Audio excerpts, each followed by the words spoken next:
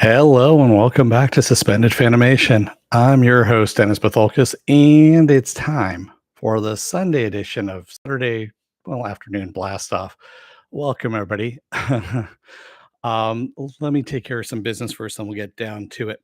If you like what you see here, like, share, and subscribe. If you're still on the fence about subscribing, take a look at the video that pops by the very end here. YouTube takes the algorithms of all the stuff you've been watching and tries to match it as best as possible to one of the videos in my vast video library and pops it up here just for you. And if you like what you see there, if you can, please hit that subscribe button.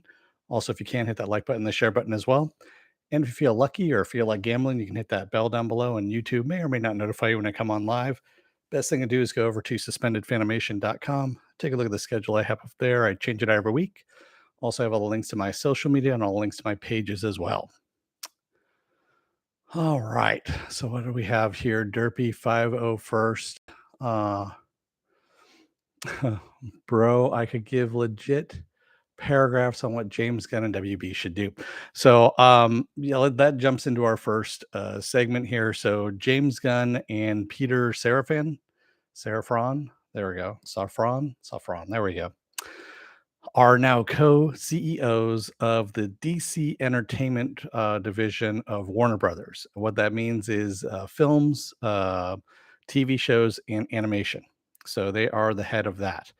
I believe I called that a few weeks ago. I said, if they were going to get somebody to head up the whole DCEU like they wanted to. Oh, by the way, it's not the DCEU anymore. It's now been renamed DCU.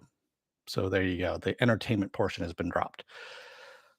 And I remember saying that if they, the smart thing to do would be to dump a couple of dump trucks full of money up to James Gunn's door and offer it to him, which it looks like that's what Zaslav did. And I'm all for this, quite honestly. And James Gunn is a fanboy just as much as Fahey is. And I think the DCU is in pretty good hands then at this point. No, it was always called DCEU, Penn. So it was DC Entertainment Universe. They wanted to separate themselves from the Marvel Universe or Marvel Cinematic Universe. So, yeah, it was called DC Entertainment Universe. That was what they're trying to get away from, but it's DC Universe is really what it is. DC Comics Universe. Marvel was always Marvel Cinematic Universe for MCU. So no, it was entertainment is what they said. Some people called it expanded, but it was entertainment. No, Guardians of the Galaxy 3 has been wrapped already. So Stanley, and also he's done with it. He has gone to great lengths to say that he is done with Guardians of the Galaxy. As a matter of fact, what's his face? The big guy, Drax, who plays Drax. He says that he's done with that character. We do have on November 25th, which we got a trailer for, by the way, Guardians of the Galaxy Holiday Special, which is on Disney Plus. So Disney Plus is going to be having Guardians of the Galaxy Holiday Special, which looks hilarious and also introduces Kevin Bacon as himself in the MCU. So Kevin Bacon is now an MCU character. Yeah, he always said this, Stanley, from when he started Guardians of the Galaxy 3, that it was the final one that he was ever going to do. And all the cast said if he's not going to be directing anymore or writing anymore, they don't want to be involved in any of the further Guardians of the Galaxy movies. And from what I understand, that's the reason why Sylvester Stallone was added into all of that. That is the 1960s comics version of Guardians of the Galaxy is Sylvester Stallone's character that was introduced in the second one there. Yeah, so that they were the original Guardians of the Galaxy, and I believe that is supposed to be not the spin-off, but the next iteration of Guardians of the Galaxy is Stallone's character. So, yeah. I'm okay with this, quite honestly. This is actually really good news. Snyderverse is dead. So it is completely dead.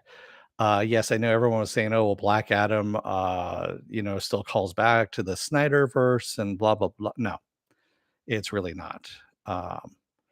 You'll probably still have Star-Lord, Stanley. I'm sure that Chris Pratt is going to be in there, but he's going to be in standalone stuff, and he'll only probably make cameos. But yeah, I don't think they're going to be. They'll probably be in some of the Avengers movies, things of that nature.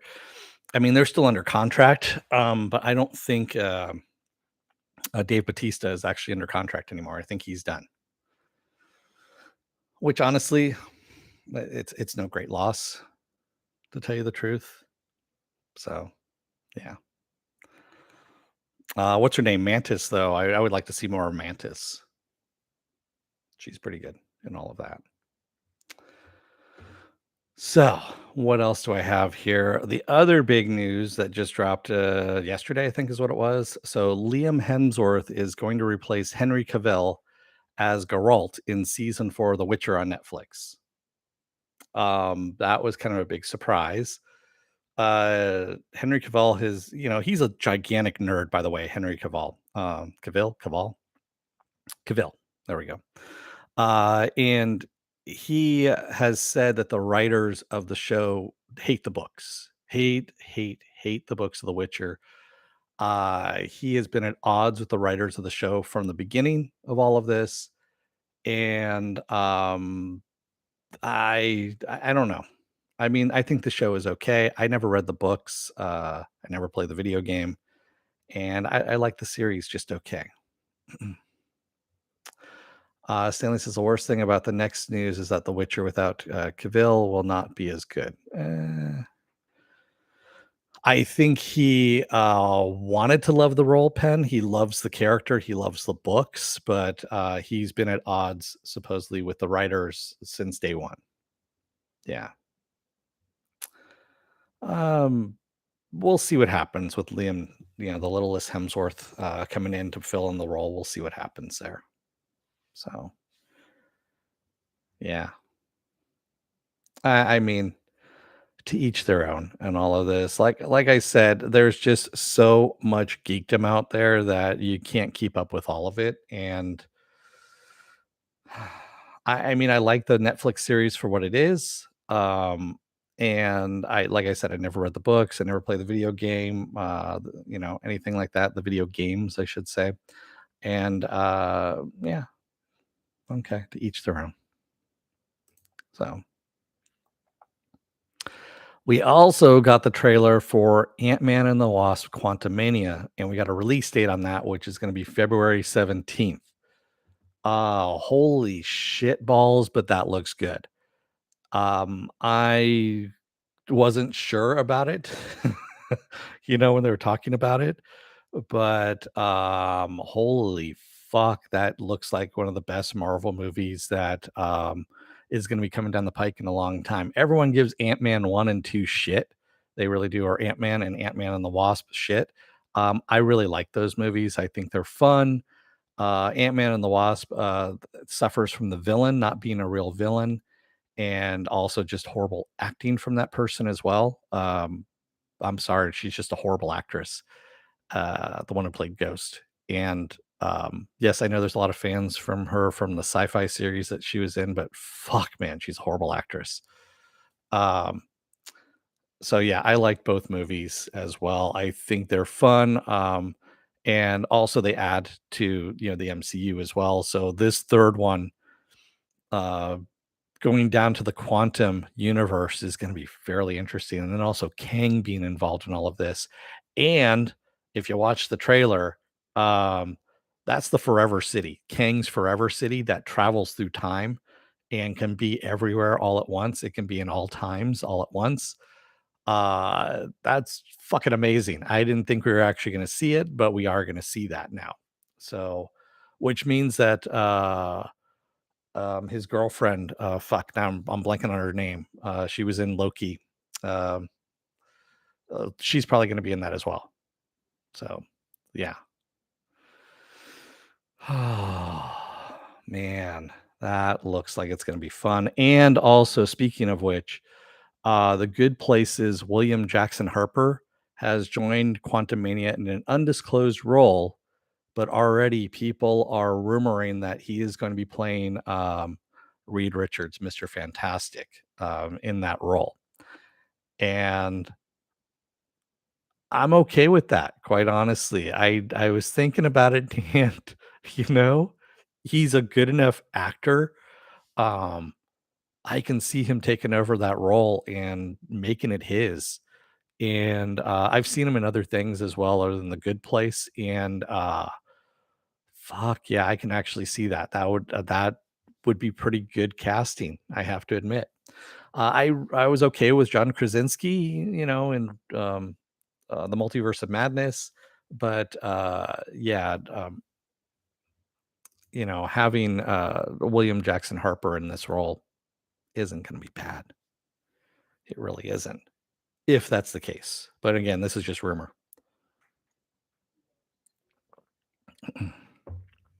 So I know there's going to be a lot of racism that flies out about that one because he's black, but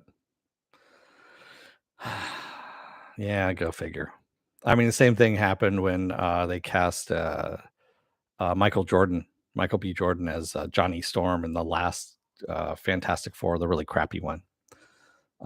So yeah, that was pretty horrible there.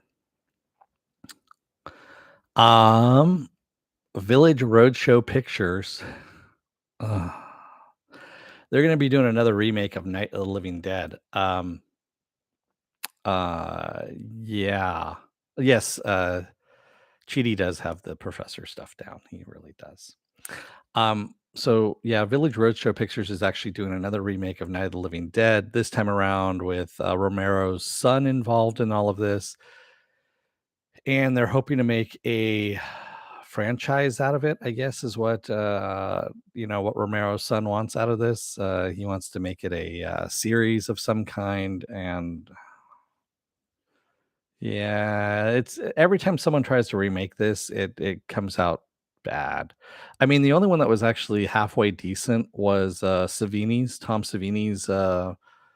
90s remake of that with Patricia Tallman in that one. And that was actually a really good remake. They did a good job on that one. And but then again, it was almost a shot for shot of the original. And you know, also Savini has worked with Romero and all that stuff, so he knew what he was kind of getting himself into when he was doing that one. And then there was another remake that was done that just was, I don't even remember it. I don't think anyone else does either. That was done, I think, early 2000s, something like that. Penn says, I heard a rumor that Sue Storm may be the actress from Killing Eve. Oh, interesting. That could be interesting. Yeah, I've heard, I don't know, there's just so many rumors flying around about who's going to be the Fantastic Four and, all this stuff. And when it comes out, it'll come out. But yeah. Here's an interesting one. So January 6th, The Pale Blue Eye is coming to Netflix.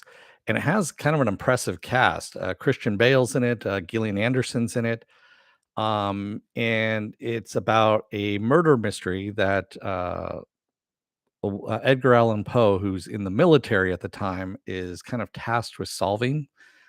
And yeah, it looks like an interesting Netflix movie with a pretty good cast of characters in there. The trailer is up on Netflix, or on, I should say, on YouTube, and I think it's also on Netflix as well. And again, January 6th is when that's coming out. It looks decent. I'll watch it. Yeah, it's on Netflix, like I said, so that's an easy watch right there. I mean, eventually, I'm going to get around to seeing All Quiet on the Western Front, another remake. Everyone has to take a stab at that every, I don't know, 20 years or so. And this one's like about 2.5 hours long. So I have to really kind of be in the mood to see it and also have the time to watch all of it as well, because that's a big time sink right there. 2.5 hours of a war, drama. Tobin Bell is going to be returning for Saw 10. That's right. He's returning as Jigsaw for Saw 10. I thought he was dead. I mean, wasn't his character dead? Wasn't Jigsaw? Didn't he die of cancer or something like that in the Saw movie. So are they resurrecting him? I don't know. The Saw series is actually fairly tired. It really is. Speaking of, series that have way gone past their prime, Halloween. Um, that yeah, Saw is one of them that needs to just kind of go away. Scream. Um, and there's other franchises out there, Friday the 13th, that just need to stay and die and dead.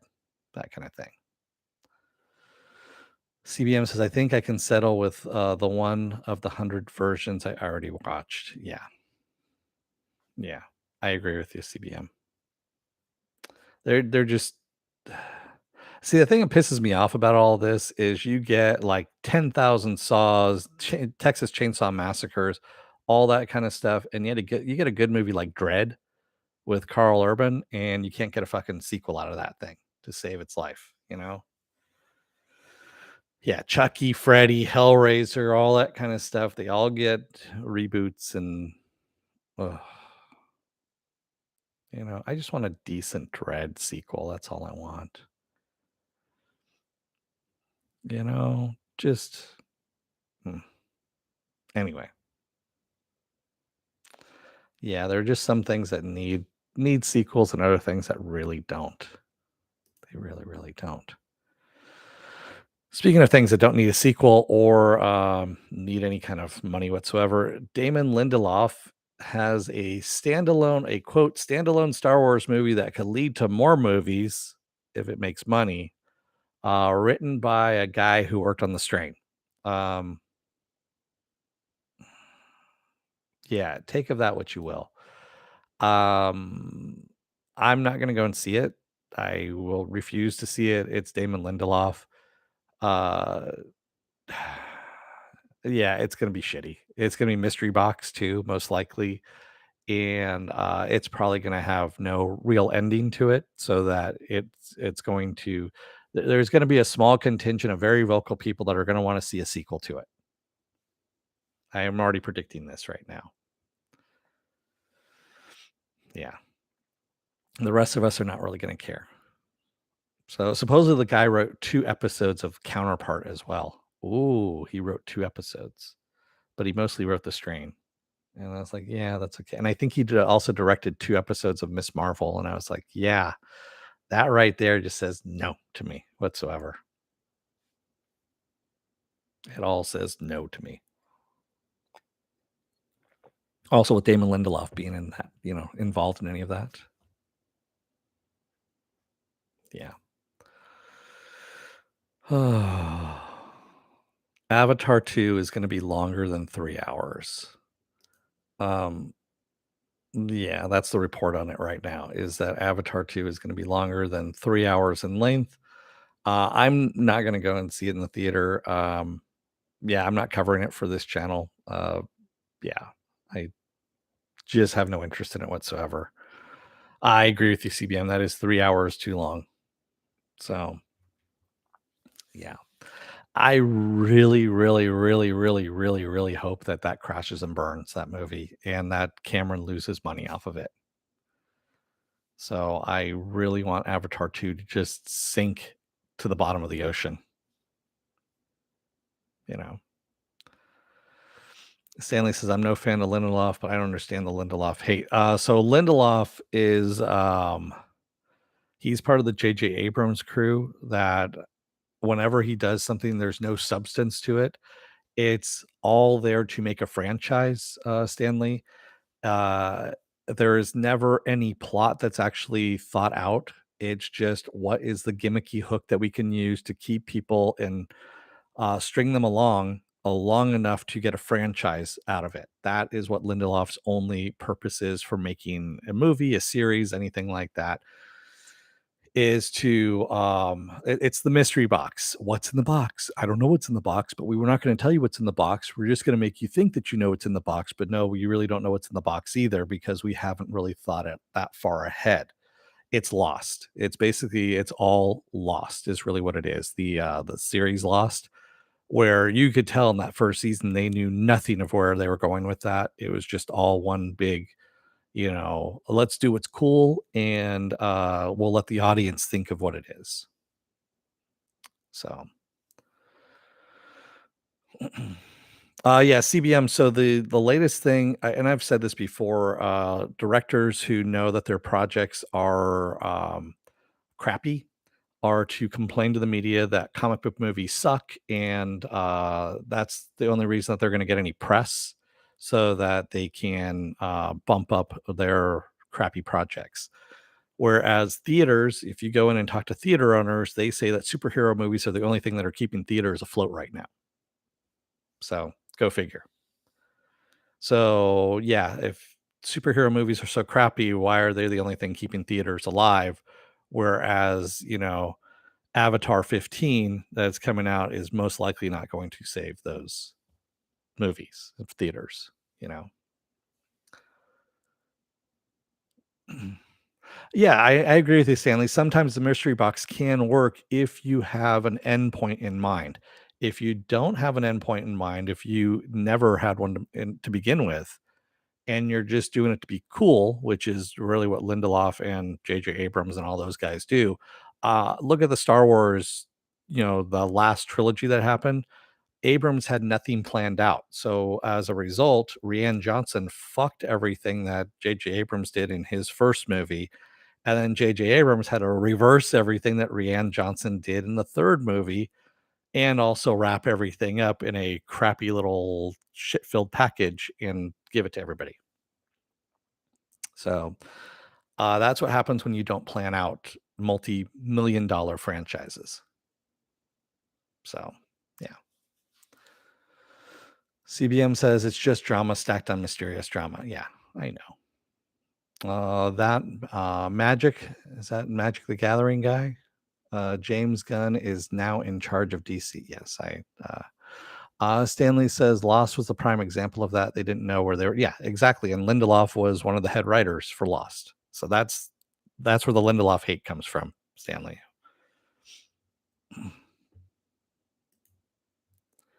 So the final thing that I have, and I just kind of want to leave it off on a good note here. Amelia Clark has been listed, and this was just kind of dropped as a tweet. So Amelia Clark, who is in Secret Invasion, she has been listed as playing the alien mutant hybrid Abigail Brand in Disney Plus's Secret Invasion. Now, for those of you who aren't familiar with the comics, Abigail Brand is she becomes the director of Sword, which is the spacefaring version of Shield, if you will. That is where we last saw Nick Fury was out in space with the Skrulls. So that is Abigail Brand where she's out there. So that's a big thing, really, is what that is. And I'm guessing she's going to have green hair as well. But alien mutant hybrid is what they said. Alien mutant. So mutants are obviously now part of the MCU. And that's where we're at with all of this. I am pretty happy about that. I love a good majority of the Disney Plus series. I mean, really, I've been disappointed with one of those series. I mean, Moon Knight was good, but it wasn't great either. So I mean, but Miss Marvel, yeah, that played more like a Disney Channel series than anything else. There is a lot of Marvel news this week, but it's also balanced out by the DC news as well. So, yeah. Oh, also they're going to be retooling Green Lantern. So the Green Lantern Corp series that was going to be happening at HBO Max, they are retooling that a bit so it's not as John Stewart heavy, from what I understand. John Stewart's still going to be in it, but I think they're going to spread it out across the galaxy, is what they're going to do, which is good. I mean, I want to see a little more diversity in my Green Lantern Corps, you know, especially if it's going to be live action. Don't get me wrong, John Stewart's an okay character. I just don't want the Green Lantern Corps series to focus solely on one Green Lantern. I want it to spread out. If they're going to call it Green Lantern Corps, spread it out across the universe if you're going to do it. You know?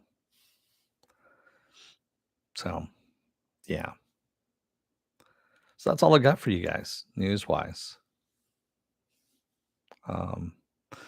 Trying to think what else is coming up. Not a lot really, but what else do I have going on for the rest of this week? Well, tomorrow I'm going to be off. Tuesday's going to be another episode of Is It Worth My Time? And this time around, it's going to be Tales of the Jedi. That's on Disney Plus right now. Animated series, 6 episodes, about 20 minutes apiece. Wednesday, I'll be off. Thursday will be Titans. That's right. Season 4 of Titans starts up. So I'm going to do episode 1 of Titans. Friday will be The Peripheral. Saturday will be episode 2 of Titans, because they're dropping the first 2 episodes, like I said, on the 3rd. And then of course we roll back around to the Sunday edition of Saturday Morning Blast Off, where I take the genre news of the weekend and your genre stuff you guys want to talk about. So yeah. Stanley says, do we know anything about the B5 reboot after the CW sales? Is MJS shopping around? So I follow him on Twitter, and he hasn't mentioned anything about shopping it around. From what I understand, it's still in the works. So, I mean, I know the CW has been sold. And I mean, Superman and Lois is still going to go out on there. Stargirl's still going out on that. Kung Fu, Nancy Drew is actually ending its run at the CW as well. I just saw that. And I don't know what else is sticking around. I know Flash is done after season 9. Yeah, I don't know what else is actually coming out there. So, but yeah, from what I saw from MJS is, Michael J. Straczynski, who of course is the creator of Babylon 5, is that they're still working on it. So your guess is as good as mine. He hasn't said anything yay or nay about CW moving it or anything like that. Yeah, it's not in limbo. It's still working. He's still working on it.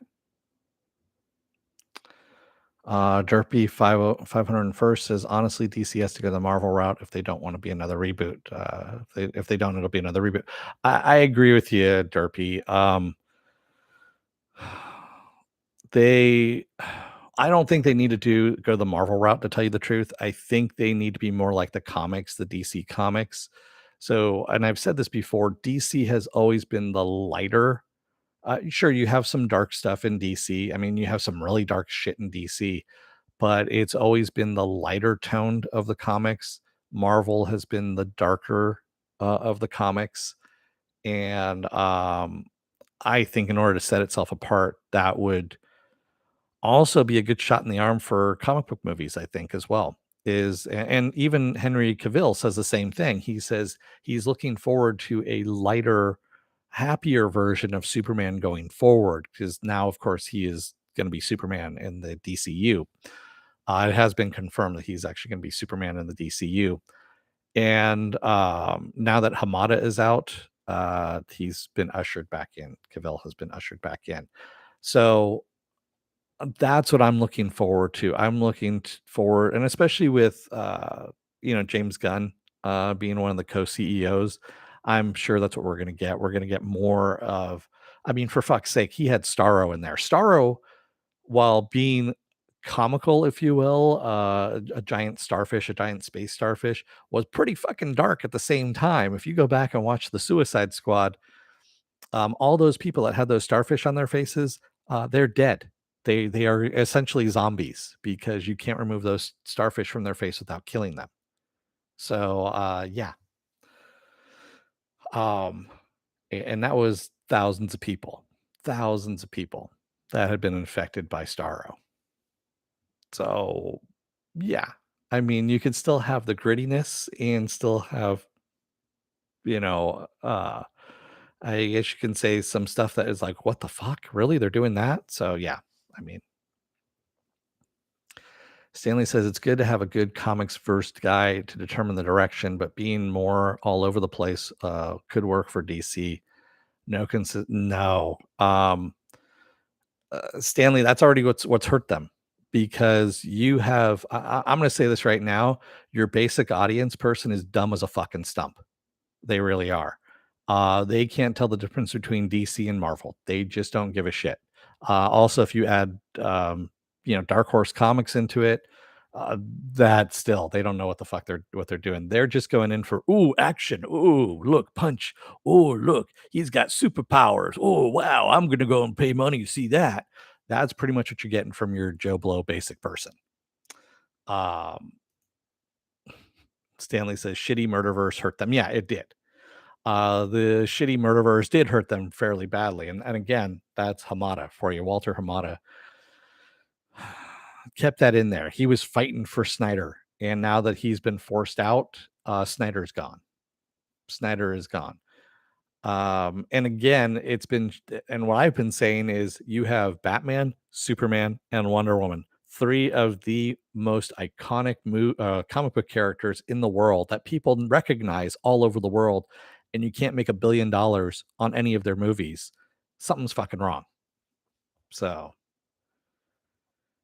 you know, and that's the reason why they're bringing in somebody new. I mean, if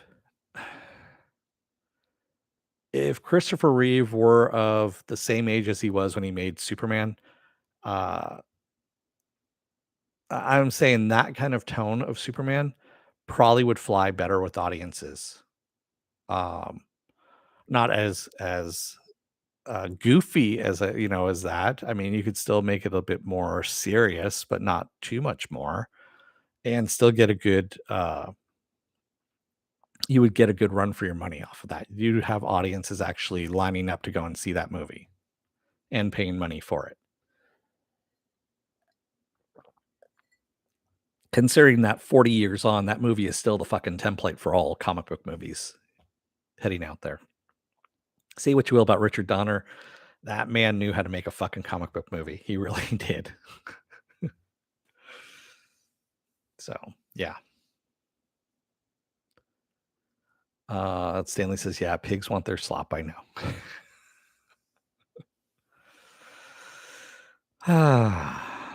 So yeah, you have to balance that. It's that fine line of balancing movies for the fans who there are few.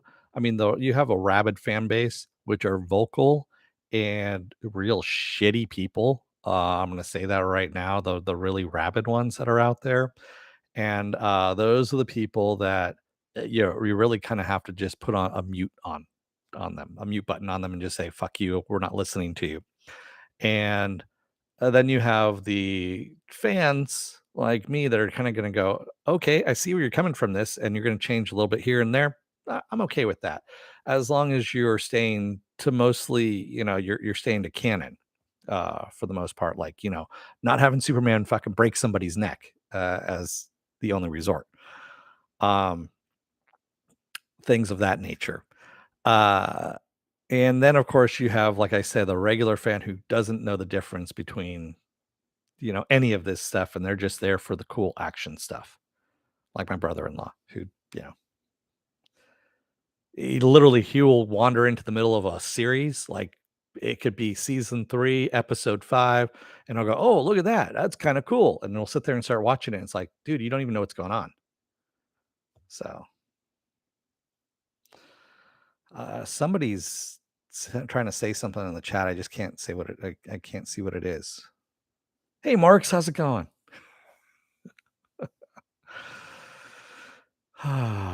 CBM says the toxic part of the Snyder fans who harass people are really mutable. Yes, they are.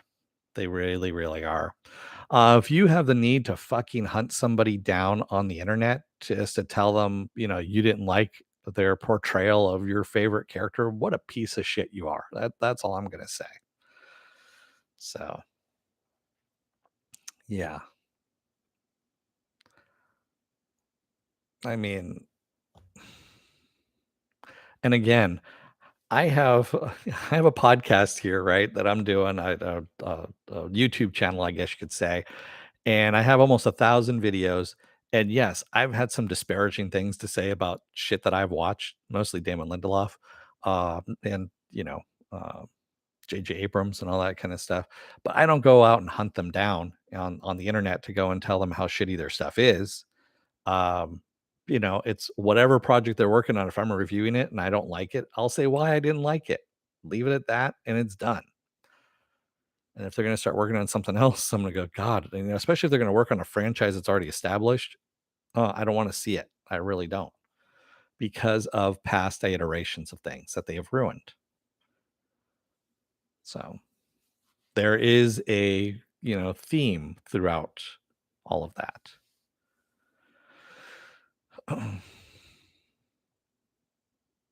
So with that said, I should probably let you guys go for the rest of the day. Thank you to everybody who joined me today in the chat, and thank you if you made it this far in the video. If you're still on the fence about subscribing, you know who you are out there, Marks. Take a look at the video that pops up at the very end here. YouTube takes the algorithms of all the stuff you've been watching and tries to match it as best as possible to one of the videos in my vast video library and pops it up here just for you. And if you like what you see here, please hit that subscribe button down below there. And if you can, hit that like button, the share button as well.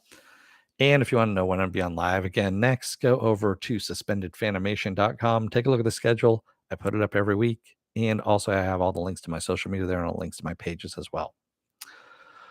Stanley says a lot of broken people out there, and they seem to need to harass someone.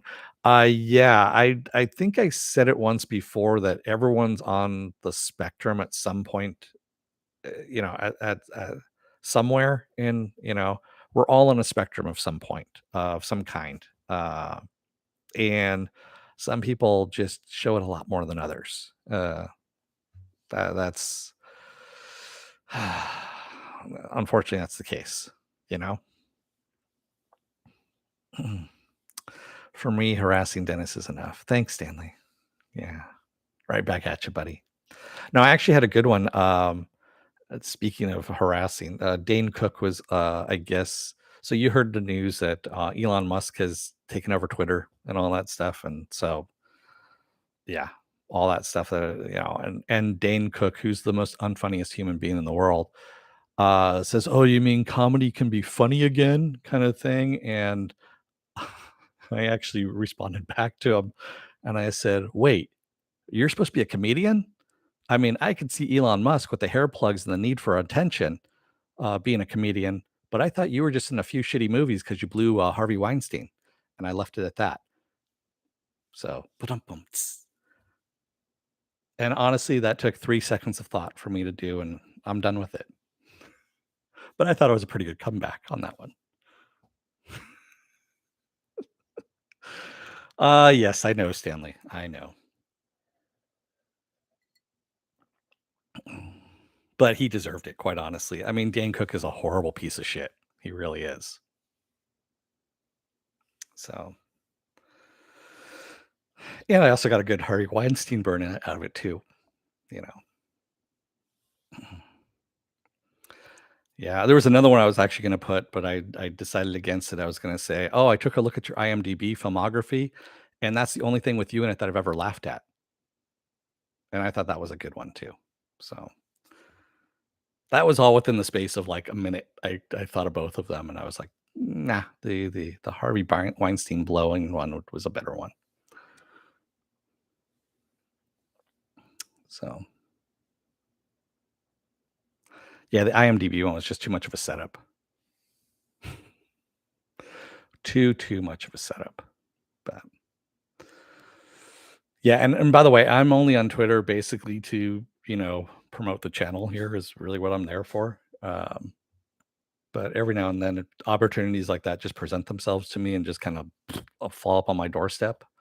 I will kick them to the curb, so to speak, and you know, with all the other dog shit that gets put out there. So with that said, I'm gonna let you guys go for the rest of the day.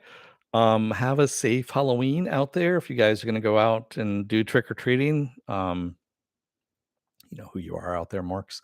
Other than that, have a good rest of your day, and don't let the door hit your ass on the way out. Otherwise, you may end up having to harass some people. That. Well, hopefully you don't get your house egged. Give out the big candy bars, you cheap bastards. Don't give out the little tiny candy bars. That's usually when your house gets TP'd or toilet, or egged or anything like that. Give out the good ones. Thanks, everyone. I will see you again on Tuesday. Until then, stay safe, be well, take care, wear those masks, get those vaccine shots, get the boosters as well. It doesn't work without the boosters. And stay safe out there, everyone. Thanks. I will see you again on Tuesday. Have a good rest of the weekend and good Monday as well. And I will see you again on Tuesday. Have a good one, everyone. See ya.